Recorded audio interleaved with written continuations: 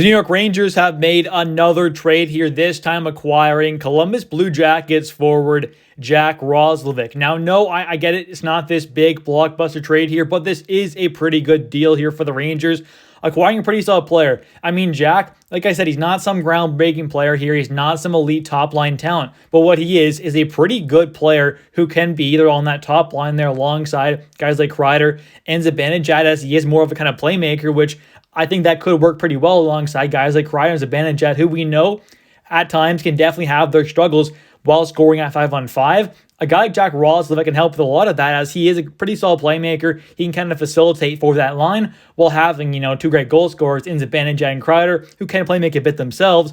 Adding in that kind of more of a playmaker in Jack Roslovic could really help this team out a lot. And the other spot, if Jack doesn't end up being the perfect fit there alongside guys like Zibanejad and Kreider, I think on that third line there, Jack could be a pretty good fit going in alongside guys like Will Cooley and Alex Wenberg, who I think would be a pretty solid third line there. You have that third line left wing, Will Cooley, third line center Wenberg, and then that third line right wing could be Roslovic, who does have quite a bit of experience playing center as well, but it definitely seems like it's going to come over to the Rangers here and be kind of more of a right winger, which we definitely need. So you kind of have the choice there whether you want a guy like Kakko or Roslovic on that third or kind of first line right wing spot. The second line is kind of, it's set. I mean, let's be honest, we're not touching that. Panarin, Trocheck, and Lafreniere has been amazing. That's not getting touched. That line's going to stay as it is, but that kind of first and third line, I definitely think we could see a lot of changes. Same with that fourth line, obviously, as well, but kind of that first and third line is kind of where we could see Roslovic and Kakko, but it'll be interesting to see who actually does end up winning that top line spot. But I do think a guy like Roslovic could be a pretty good fit for two really good goal scorers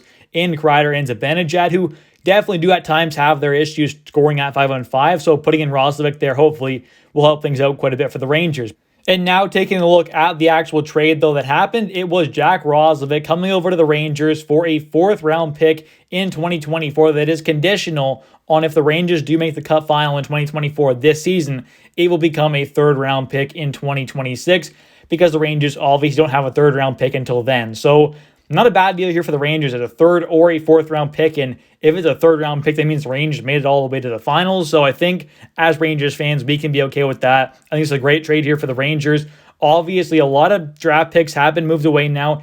We'll see what happens there. But either way, the Rangers are building a good team here. This is a good ad here for the Rangers. They're getting a really good playmaker here in Jack Roslovic, who's having a pretty good season so far. He's got 40 games played, 6 goals, 17 assists, 23 points, and he is a -9, but still, he's having a pretty good season. And you take a look, though, at the power play points, there's not a lot. 0 power play goals, only 3 power play assists. That is a good sign there. Most of his points are coming at even strength. He's not a guy who's getting most of his points on the power play on a crappy Columbus team. No offense to them, but let's be honest here. They're not a great team, and he's getting most of his points done, though, at 5-on-5 at even strength, which is what you want to see. He only has, 3 power play assists, no power play goals, 1 shorthanded goal, no shorthanded assists. So, 19 of his 23 points have come at even strength, which is a great sign there. It's exactly what you want to see, pairing him alongside guys like Kreider and Zibanejad, who can struggle at 5-on-5 to score.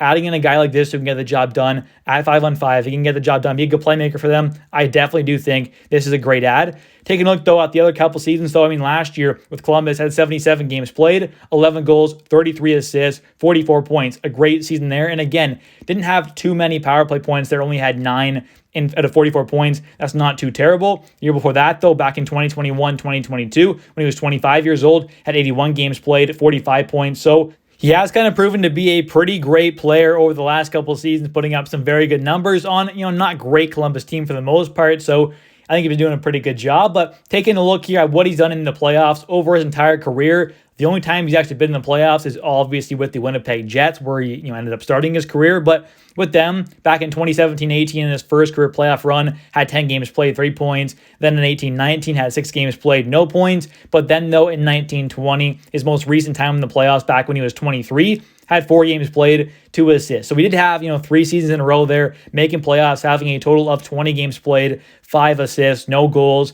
He has had a bit of experience in the playoffs, definitely had a taste of it, which is nice to see. That last season there, that when they got swept there in that first round in 19-20, he did have, 16 minutes and 41 seconds of time on ice. So not too bad there, played a decent amount in that series. He got some good experience, but obviously hasn't gone on, too deep of runs. So hopefully he can do so in New York, because this is a guy who I think can have a pretty good impact on this team. I know I've said it a lot, but I do think he can be a pretty solid fit on that top line alongside Zibanejad and Kreider. But if he isn't, though, and they do have Kakko up there potentially, and they obviously have a guy like Roslovic now on that third line alongside potentially Wenberg and Cooley, I think that could be a great third line as well. Or if they want to have Kakko on that third line there and Roslovic on the top line, I'm good either way. I think this could be a pretty good fit here. Either way, though, I mean, Roslovic is a very talented player. He's not that elite, dynamic offensive threat that we kind of hope to get. Maybe that Gensel, that Alex Tuch, that Buchnevich, who I would have loved to see come back to this team. And I do think, though, that Jack could definitely have a pretty big impact on this team, for the rest of the regular season as well, obviously, but also come playoff time. Maybe he can have a bit of a kind of breakout kind of playoff run here, really have a great run with this team, and really potentially kind of have one of those little kind of really good runs, kind of like Frank Vatrano almost did with the Rangers back a couple seasons ago. But anyways, though, thank you so much for watching. If you have enjoyed, please smash the like button. Don't forget to comment down below your thoughts on the Rangers trading for Jack Roslovic from the Columbus Blue Jackets, as well as don't forget to like and subscribe for daily New York Rangers content.